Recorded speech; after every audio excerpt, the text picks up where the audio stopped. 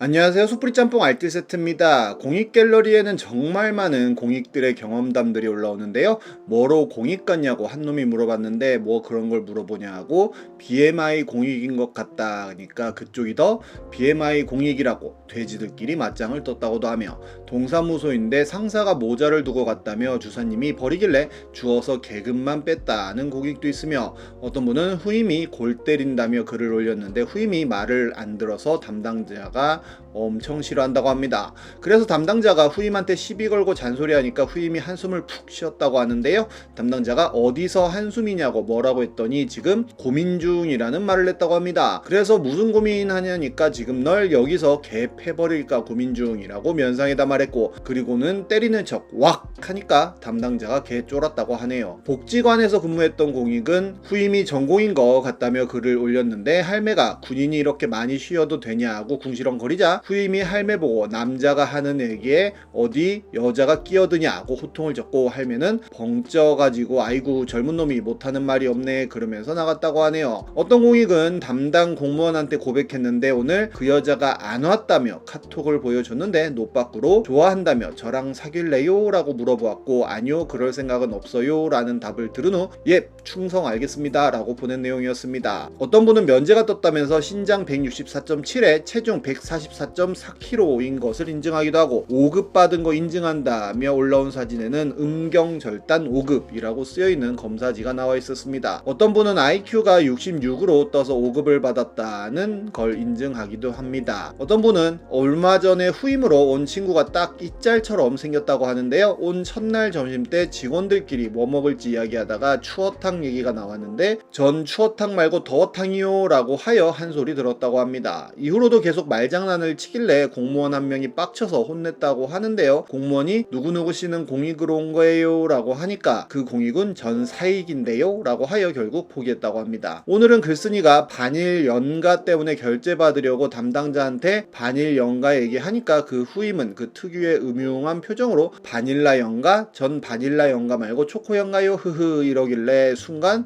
너무 예상치 못했던 거라 살짝 피식해서 자존심 상했다고 하네요. 어떤 공익은 근무지 회식을 했는데 이렇게 마늘을 구워서 미친놈 소리를 들었다고도 합니다. 이번엔 이렇게 레전드가 된 공익들을 세 번째로 모아봤습니다. 그럼 한번 볼까요? 첫 번째는 민원 공익설입니다. 2022년에 올라왔던 글인데요. 본인은 동네 토박이라며 어렸을 때 통장하면서 오지랖 넓게 치맛바람 날리며 왕성히 활동하던 엄마 덕분에 자연스럽게 본인이 사는 지역사회에 대한 애착과 관심을 가지게 되었고, 남달리 신고정신이 투철했었다고 합니다. 그리고 20살 때 조울증으로 공익 판정을 받았다는데요. 매년 신청했는데 소집이 안 되다가 거의 30살 되어 사회생활 하다가 뒤늦게 공익 붙고 근무 중이라고 합니다. 근데 정말로 그는 신고정신이 남달라서 동네 불법 주차 지역 사진 찍어서 신고 쿠폰 보내는 건 기본이고, 쓰레기 무단 투기 신고도 엄청 하고, 초등학교 후문 허름한 판잣집이 노후로 무너져서 날카로운 부분이 인도로 튀어나와 있어서 신고하고, 여름이면 동네 산에 대마초 신고해,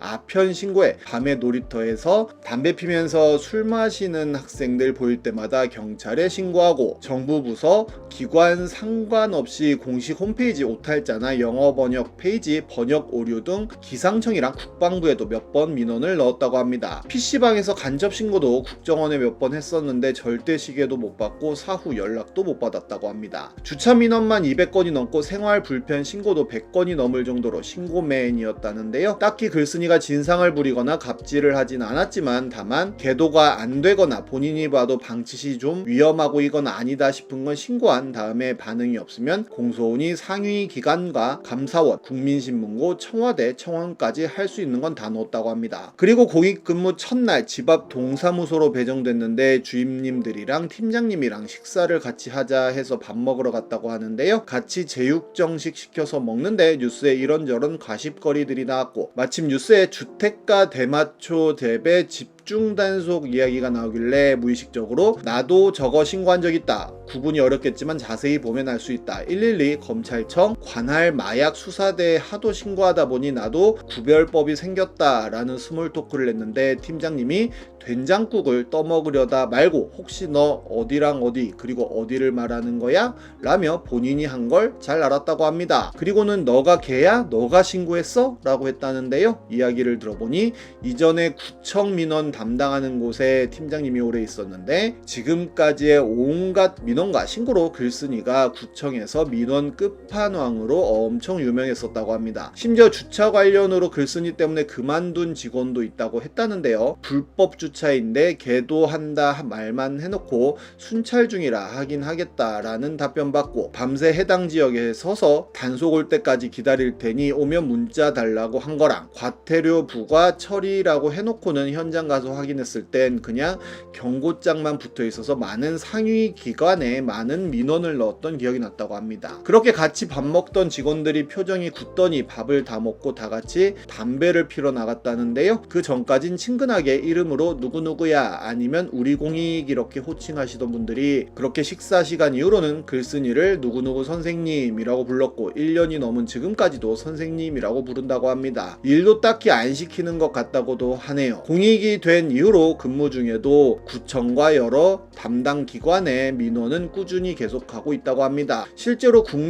국민권익위에서 제보하여 2014년에 의인상을 받은 공익도 있었는데요. 외교부 문화 예술협력과 직원들이 수년 동안 업무 추진비를 허위 공문서 작성을 통해 받아낸 뒤 자신들의 회식비로 사용한 점을 제보하였고 약 1124만원의 사업비를 부당 청구해온 것으로 드러나 국정감사에 가서까지 다루어졌다고 합니다. 다음은 참 안타까운 공익인데요. 생계형 상습 무단결근 공익입니다. 2005년에 일어났던 일인데요. 그는 중학교만 졸업한 학력 때문에 현역병으로 가지 못하고 공익으로 근무하면서 생계 유지를 위해 야간에 아르바이트를 했다고 합니다. 공익 월급으로 10만원 남짓 받았지만 이 돈으로는 질병으로 일하지 못하는 부모와 자신의 생계를 유지할 수 없었다고 합니다. 결국 밤에 술집에서 알바를 하였고 밤을 새고는 출근 못해서 무단결근으로 징역 1년형을 선고받았다고 하는데요. 그렇게 징역 1년을 다녀와서는 다시 공익 복무를 했는데 또 생계를 위해 일을 하다가 무단결근을 했고 안돼 바꿀 생각 없어 빨리 돌아가 짤로 유명한 천종호 판사는 이번에도 단기 실형을 선고할 경우 고발, 수감, 군복무의 악순환이 이어질 뿐이라며 딱하기는 하지만 피고인의 장래를 위해 군면제에 해당하는 징역 1년 6개월형을 선고했다고 하네요. 다음은 최연소 사법시험에 합격했던 최규원 씨입니다. 2010년에 쳤던 사법시험에 당시 21살이던 최규원 씨는 최연소 합격자라는 영예를 안았다고 하는데요. 독학사 공부를 시작한 지 10여 개월 만에 2차 관문을 통과해 화제가 되었는데 서울대 전기컴퓨터공학부에 한 학기 다니다가 컬럼비아 대학 경제수학과에 반수를 성공했고 공부를 하면서 금융 등 다양한 분야에서 법을 잘 몰라 당하는 사람들이 많다는 사실을 접하고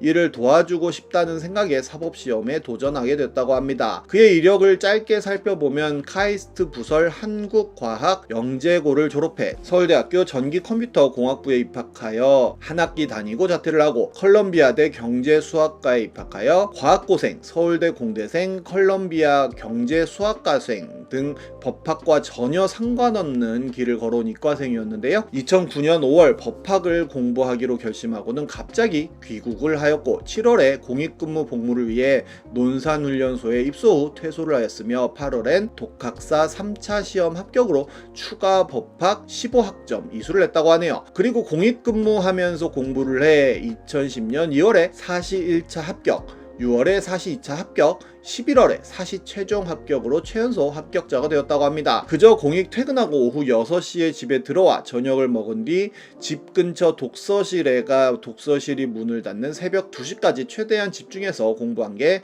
최연소 생동차 합격의 비결이라고 했다는데 지금은 김앤장에서 근무하고 있다고 하네요. 정말 대단한 공익들 많은 것 같습니다. 지금까지 속풀이 짬뽕 알뜰 세트였습니다.